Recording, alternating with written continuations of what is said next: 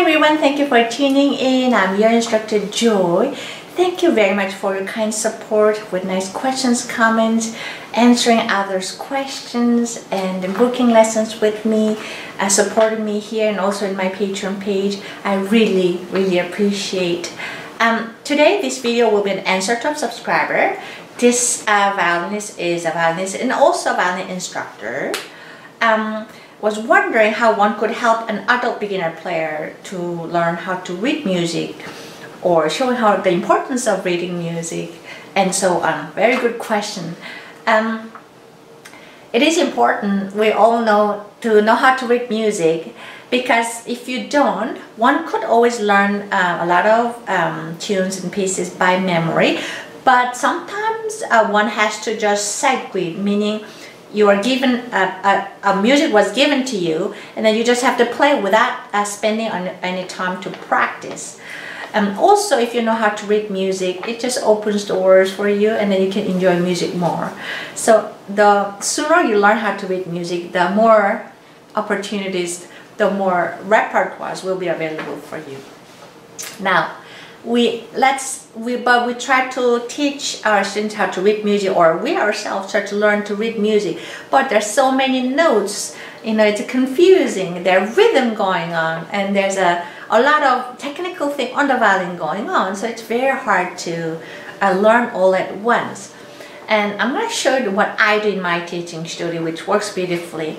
So you know, some suggest that one, you know, I draw a little thing like that. So we all know that we have 5 lines in staff, which is 1, 2, 3, 4, 5, and then we have 4 spaces between lines 1, 2, 3, 4, and some instructors say, well, if you put all the line notes, there are 5, and there's easy way of to remember, which is every good boy deserves fudge, E, G, B, D, F, or when there's a space note, it's F, A, C, E, from bottom to top, it's face, and that's how you remember, which are all good ideas, but we have to understand for beginners, even though this maybe sounds simple to us who's been playing music for many years, for complete beginners who never learn how to read music, or who hasn't, just even though they learned it, they've forgotten, whatever reason, this is already a lot of information.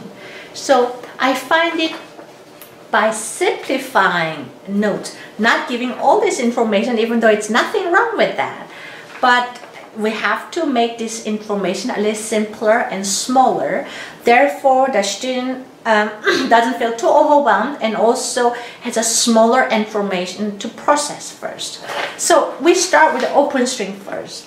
Now, even if they don't know, it's important for them to explain there are 5 lines and 4 spaces between lines. Good. We use a treble clef. That's good explanation. But after that, don't worry about all these little notes, but start with open strings.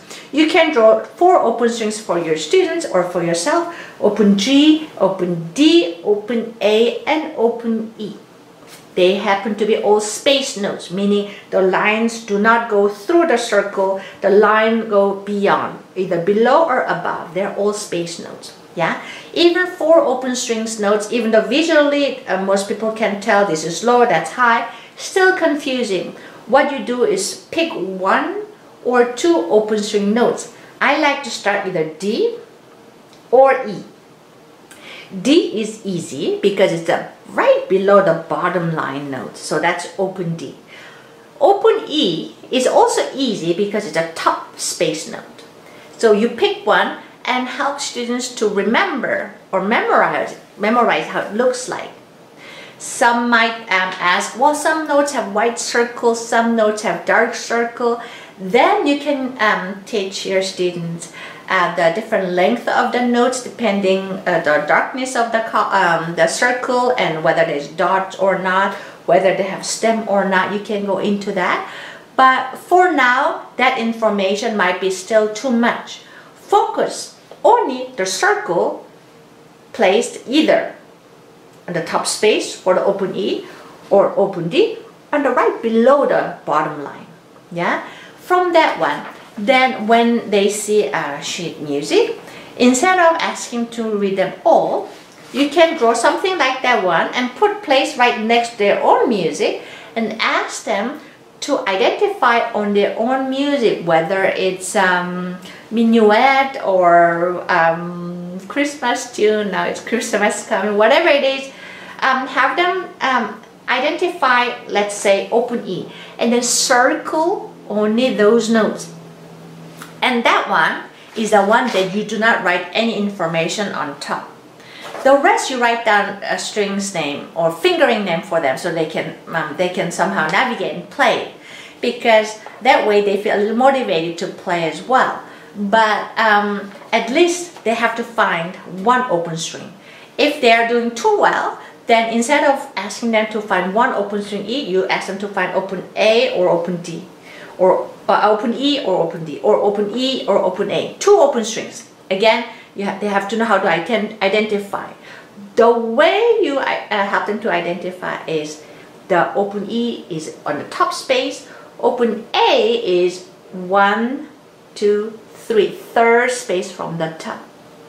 Yeah, so ask them to find those open A and open D notes and pencil circle those notes in their own music, and then you do not write any information on that one, do not write the name of the string, do not write the fingerings, and ask them to play. But the rest you write it.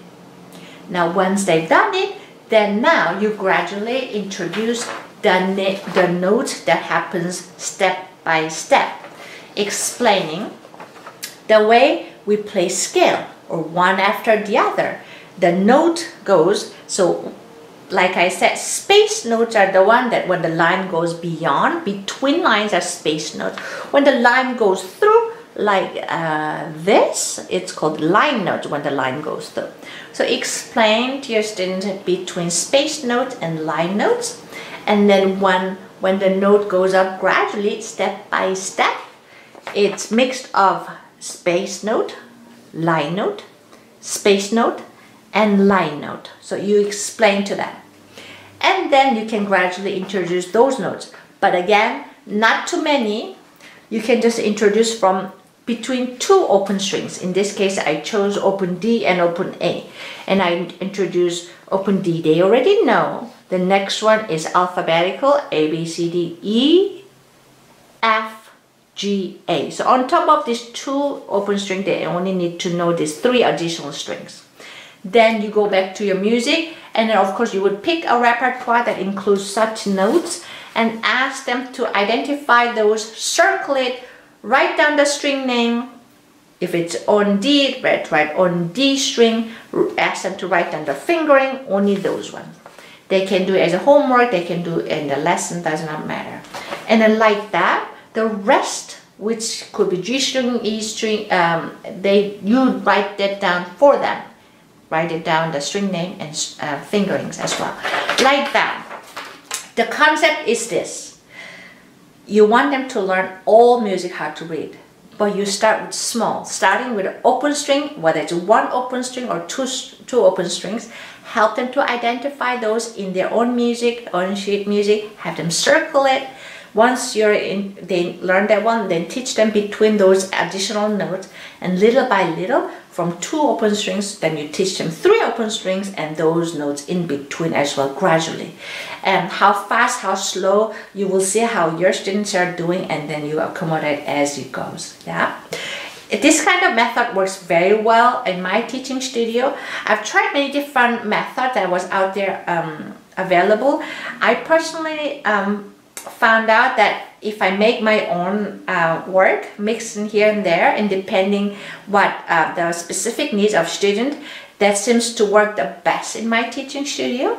But you know, sometimes there are other ways and there are exceptions. So let me know how your teaching is going, and if there's anything worked well, please feel free to share with us so that we all can benefit. Yeah, I hope this video was helpful. Thank you for watching and hope to see you again. Bye bye.